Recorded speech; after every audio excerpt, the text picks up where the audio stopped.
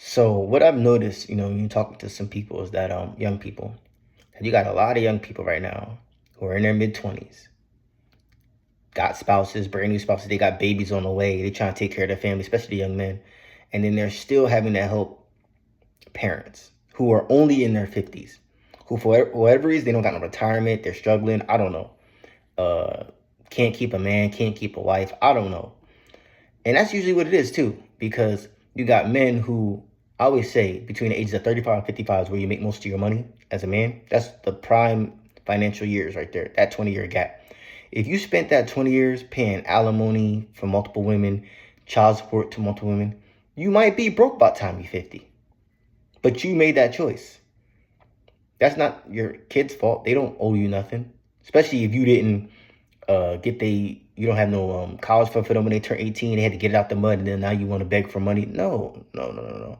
Same thing with women. You ain't been saving up the child support or whatever the case may be. Now you're in your 50s. Now you want your kid or your son to take care of you when he got a wife and kids to worry about.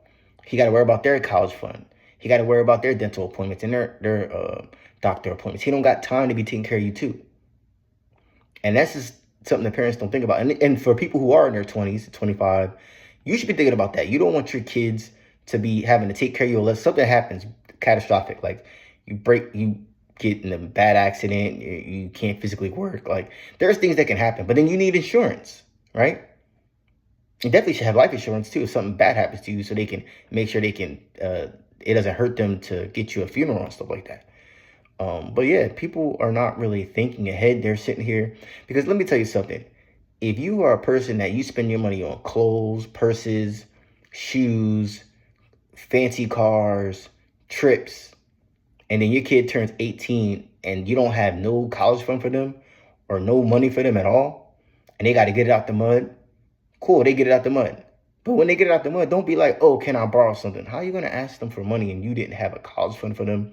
You didn't have a fund for them to go get a trade. You didn't have nothing for them. They had to get it out the mud, and now you want to beg for money. I don't think that's very fair. I wouldn't do that to my child, but apparently people think that's okay.